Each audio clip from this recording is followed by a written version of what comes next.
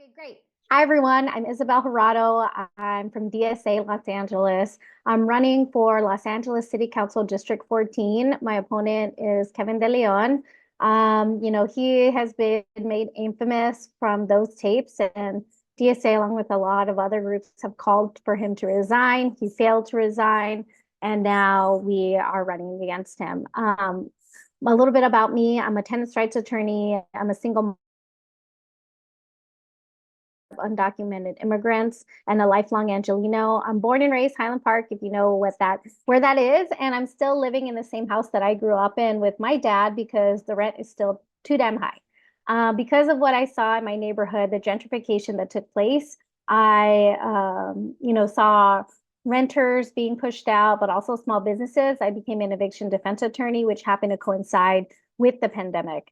And, because of that, it was just felt like mitigating circumstances and, poking hole, trying to stop a ship from sinking, and really was thinking about how can we create sustainable communities. And so I went on to become a community lawyer where I helped to start worker cooperatives, strategize ideas around decommodified housing and helping build the solidarity economy here in LA.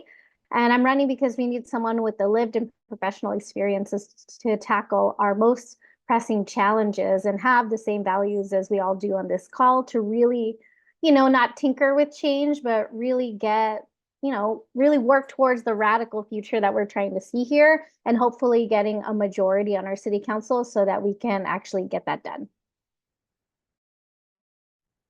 Yeah, thank you for inviting me. Thank you for having me speak. I just a little bit of an introduction about me. My name is Cecilia Lunaparra.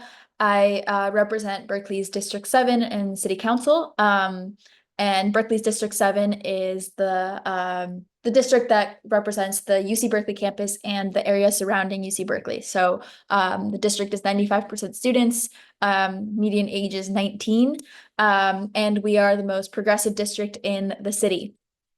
And so when our former council member resigned in the middle of his term, there was this kind of opportunity to create a coalition of passionate leftist students to have a strong voice in city government. Students make up between a third and a fourth of the city's population, but are really underrepresented in city hall and local government, as young people tend to be. And so that is kind of where my energy goes into, is making sure that young people, that students, and that a more diverse group of people in Berkeley get to make sure that their voices are heard and their issues are at the forefront of the decision-making process in the city. Um, and a really incredible opportunity that I've had is to work with student groups on campus, to kind of make some of these connections with City Hall, with the issues that we are taking up as a council, getting students on commissions. And one of those major groups on campus is the Cal Young Democratic Socialists of America. They played a major role in the campaign and now are a strong coalition partner with progressive groups in the East Bay and Berkeley, to kind of push for what we're trying to fight for. What for increased tenant protections is one of the major things that we've been focusing on this year, but also in the long run, reallocation of police funds, stronger education, defending the ability of people to protest and free speech, as well as fighting for Palestine in any way that we can at a local level.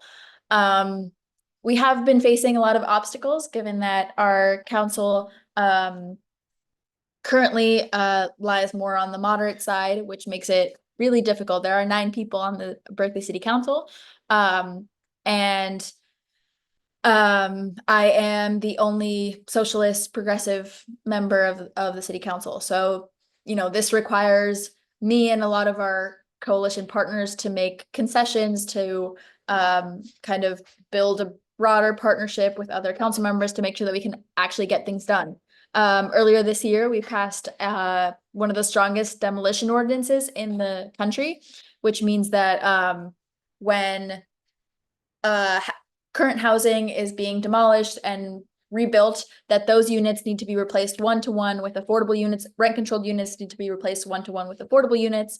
And the people that are currently living there get a lot of relocation assistance so that we are not displacing any people that are currently living in Berkeley. And we were able to get that through with a 6-3 vote, which was really incredible when at the last moment we thought that it was gonna die. So yeah, that's kind of what we have been working on, and in the future, I'm trying to kind of bring this energy that students and young people, and especially young socialists have, and try to fight for these local issues that very directly impact us. And school just started for UC Berkeley, so it's the perfect opportunity to kind of get all this excitement from people coming back to school and wanting to fight for things that they believe in, and that will better people's lives, kind of channel that into local government advocacy, and kind of getting in the weeds of all this policy. Yeah, so that's kind of a little bit of what I've been working on, and huge thanks to East Bay DSA and YDSA for all of their support and the energy, as well as their, as we have transitioned into being in office, kind of creating a socialist in office program that definitely helps me and my mental health, and also allows for DSA members to directly be involved in these kind of more in the weeds, like policy issues that also matter. Yeah, I'm happy to answer any questions, but thank you so much for having me. Go ahead. We have Aida first, and then we'll go to Bill after that. Hi, thanks for joining us. I just want to know, since it is timely, what would you do right now? We're having this heat wave and we don't have, enough cooling centers, shelters. What would you do in this instance, like to address that for our unhoused and also people who just don't have air conditioning in their communities? And how would you address as well how to cool our city? I know there's been a motion to require air conditioners in apartments, but that would also contribute more to climate change because of the excessive electricity. But at the same time, we want to offer, also AC to our elderly residents. So it's kind of like a difficult situation. Our tree canopy is being destroyed as well. So would love to hear your thoughts on this kind of pertinent issue as of literally today. Thank you. Yeah, thank you so much for that question. I mean, when we look around the city of LA, we really don't have enough cooling centers. In our family growing up, to save money at times like this, we would go to the mall. Even the mall is a dying breed, right? Here in LA. And so really opening up those public spaces that are city owned to make them to increase our capacity to create other cooling spaces options, right? That where people do not have to feel obligated to spend money, there where they can, I think with increasing privatization of a lot of resources, the lack of third spaces that we can have in a city where we can also be climate resilient. So it means our libraries, the indoors of our recreation and park centers. I mean, in our district alone, we have what is it called? We have city halls that are satellite to just the city hall proper, right? How can we leverage that for opportunities for community members to avail of that resource in our neighborhoods so that they can stay cool as well, or partnering with nonprofits that already offer those similar resources in the same way. I think the second thing, when it comes to infrastructure wise, When we look at habitability, from my experience as an eviction defense attorney, it's like having a heater is part of having a habitable home for a renter. But here in LA and where we are, we should be having air conditioning. And I think, for seniors, for families, especially at this time where we have overcrowding, air conditioning is necessary for all the hot air that we are all breathing. So I think, having that included in our habitability for renters is important. And, having to tackle the tough questions about our climate resiliency. I mean, at the end of the day, I really think that the climate resiliency we can do at the city are the things that I've said, but also forcing to actually, hold true on their response, like, stop what they're doing and producing, all those toxins that are fucking up our air. And, hastening climate change. Yeah. Thank you so much, Aida. And then we have time for one more question. Sorry, Sam, I see you raise your hand, but I know Isabel's only got time for two. So we're gonna go to Bill. And then after Bill's question and Isabel's answer, we'll go ahead and move on. Thanks so much. So the question was, yeah, it looks like you might have broken up for Isabel a little bit. So the question was, does the city council have any jurisdiction over, UCs who kind of have, particularly in cases like UCLA, where they're sort of using a lot of our financial resources, but they're also going after students, for exercising their free rights to speak. Does the city council have any jurisdiction over the resources shared, but also protecting our students? I'm gonna be quite honest with you, Bill. I'm not sure, right? I think it's like for the education or even nonprofits, they are tax exempt because of their status, right? Is what you're talking about. And then when I think about that, and I think about Prop 13, and I think about all these things that are going on with big corporations or even quasi corporations that have to do with these property taxes, that's a state level resolution, right? At the city level, what we can control is even the assessment of the property is through the county, right? But at the city level, like thinking about how we would intervene, it would have to be through our city departments or street, whether they're like city services, streets, scaling back of our police, right? And I don't know, I think that's just like my point of reference for those situations, and not adding on to it. I'm sorry I can't provide any more insight into it, but honestly, I don't know anymore. And some of you probably on this call may know more than I do at that point. That's all right. Thank you so much. Oh, go ahead. Okay, great. Okay, but I do want to say I stand firm with all the protesters and all the new regulations that have come about at UCLA that, seem to be, thinly veiled attempts at stomping out civil disobedience. And I think attempts to make it more polite and civil really undercuts what the whole, so yeah. Thanks, Bill. Sorry. No, you did great. Thanks, Isabel. We really appreciate it, even just that perspective. And thank you, everyone, for your questions. Isabel, thank you so much for your time. Thanks so much, Cecilia. Okay, Ida.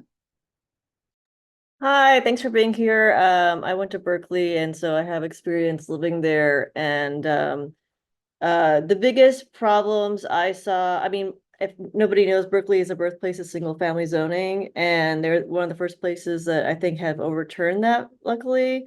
But there's a huge problem in Berkeley with slumlords, and I definitely saw that. I experienced it a little bit. And another thing that I noticed was that utilities were just super expensive for me. Like water was mine. Like I was paying like something like $70 a month living in a studio. It was just insane. But I just want to know what if you have any power, what you guys are planning on doing in terms of reining in like the slumlords. Like I don't know if Berkeley has like, will we have like a tenant anti-harassment ordinance and those types of things, and how you guys are supporting them, because I think that's the biggest problem facing students and Berkeley in general. And yeah, I'd like to know more about making housing more affordable. Thanks. Yeah, thank you so much. Yeah, these are all great questions. And we yeah, Berkeley has really strong tenant protections and anti-harassment laws that were put in place around the 70s, 80s. And the real issue that we have with that is that most people don't know the resources that they have. So we have an elected rent board that in their whole job is to hold these landlords accountable to make sure that people are living in a safe and healthy environment. And so what we're trying to do is educate, especially students and young people, about what their rights are, and if their rights are being violated, what they can do about them, and how it's, you know, not going to cost them anything, and it could actually lead to a rent reduction. And those steps and kind of helping guide people through the process is the best thing that we can do to get people out of those harmful situations and to hold landlords accountable. That's kind of what they're hoping. They're hoping that students and young people don't know what their living conditions are supposed to look like. In terms of housing more broadly, yes, the city of Berkeley kind of on its face ended exclusionary zoning, and single family zoning, but now we're trying to implement it, which is a whole other kind of hassle. So that's part of our affordable housing strategy, but also you know, making sure that our inclusionary zoning which is like the amount of below market rate units that developers have to provide when they build a new building, is high enough so that we get those affordable units, but not too high so that no units are built. We're also fighting for increased tenant protections, increased rent control from as many units as we can get under Costa-Hawkins. There's a lot of strategies and we kind of have to tackle them all at once. Thank you for that question. I see that there's more. Another question. Cool. Yeah. Matthew. Yeah, Celia, I was hoping you could talk to folks about about how you go about co-governance with the organizations that elected you, and if you could talk about, like, I was talking with your chief of staff yesterday. I think you're having like meeting twice a month with like student orgs in your. So I was hoping you could talk about that so that other chapters could learn from that. Yeah, totally. Thank you. Yeah, so currently student orgs and the student government that are involved in local government meet twice a week, kind of as like an organizing meeting. And they've invited me to join that, even though I'm no longer a student, so that we can kind of plan and tackle the issues that we care about together, because that's the whole point of this. I am that really is the entire point of this district, and it's what I hold, you know, most closely, is that this is supposed to be for students to have a voice in local government. And so making sure that I have a presence on campus, and I'm hosting office hours on campus with student orgs to kind of continue to build that communication, make sure that I know their leaders, and, you know, can show up at their meetings and answer questions. There's like so many different tactics, and trying to I'm kind of trying to embrace them all. There's also orgs outside of campus that helped elect me, and like I said, we've been doing twice a month East Bay DSA Socialists in Office, and as the school year starts, we're gonna try to like translate that into organizing with students as well. And it's kind of a big coalition, working together, a lot of communication at once, and it's the most valuable part of the job. Awesome. It seems that's it for the questions we have. So thanks so much, Cecilia, for coming and making time out of your day to be here. Thank you for having me. Thanks. Of course. Take care. Bye.